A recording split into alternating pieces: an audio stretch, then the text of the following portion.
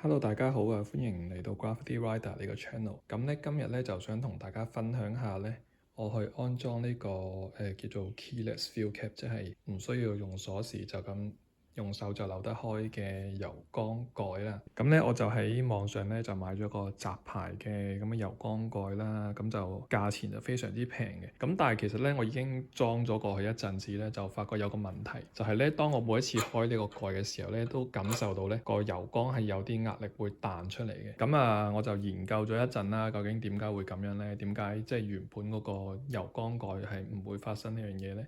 咁樣我就發現咗一樣嘢，就想同大家分享。咁咧，由於呢架 R3 買翻嚟嘅時候咧，佢係俾人偷過噶嘛，所以就冇鎖匙啦，同埋本身個蓋咧已經俾個賊仔打到爛晒噶啦。咁咧，我而家咧就去睇下原本個原廠嘅油缸蓋咧係點嘅。雖然佢係唔完全一樣嘅設計，但係其實嘅個原理都係一樣嘅。就見到咧呢個位咧，就當然係有個膠圈啦，就可以吸實去呢個窿度，之後咧呢度中間係有個窿，咁呢個窿咧就係對住油缸入面啦。咁其實咧佢暗下底咧，我估啦，就係後面咧，即係個蓋入面咧係有一條嘅 channel 就喺呢個位出翻嚟。咁呢個位咧就篤咗去另外一個膠圈，呢個膠圈咧就會連住另外一條管咧，就大概咧就係喺個油缸底咧，跟住咧就會有一條嘅膠喉咧，就類似係咁樣嘅。呢件車下面咧有啲咁嘅膠喉，就係連接住頭先嗰個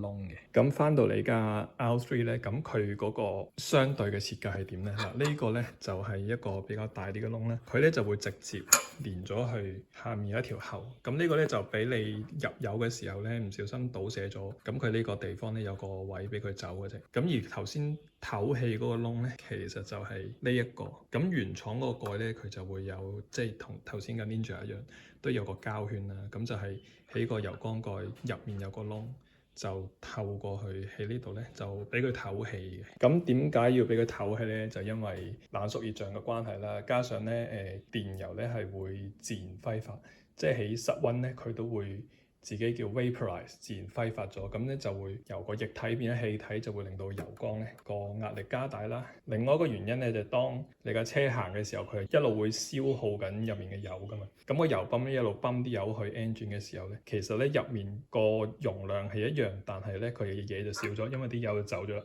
所以咧佢就要有一個位咧俾佢可以吸翻啲空氣入去，維持翻一個壓力，就等佢唔好有一個真空嘅狀態。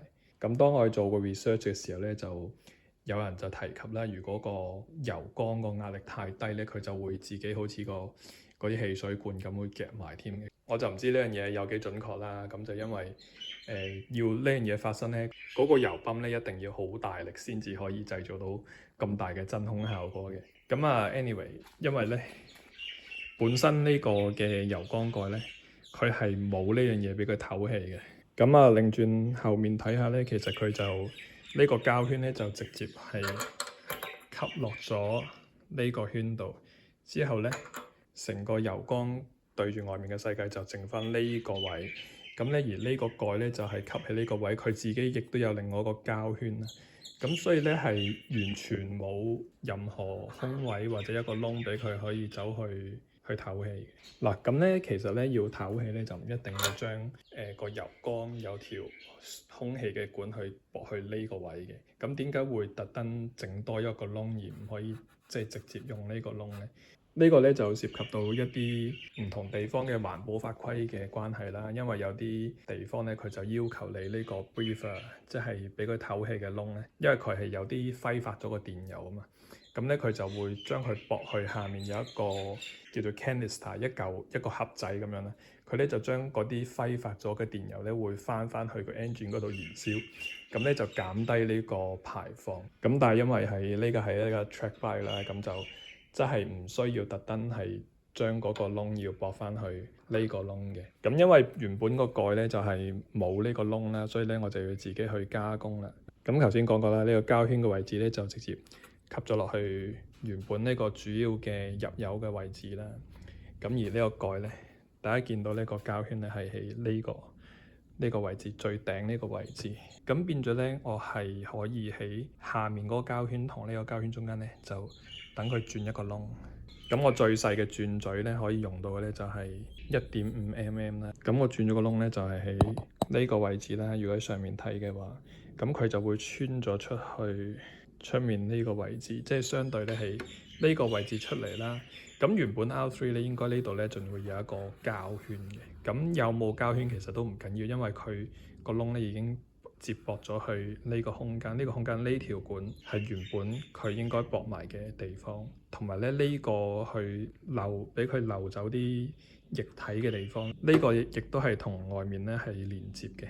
咁所以咧，當我有呢個窿去接觸出面嘅世界嘅時候咧，咁佢就會應該就解決咗呢個氣壓嘅問題。咁咧今日呢個咧就係一個油缸蓋嘅一個小小分享啦。咁希望對大家有用啦。我哋下次再見，拜拜。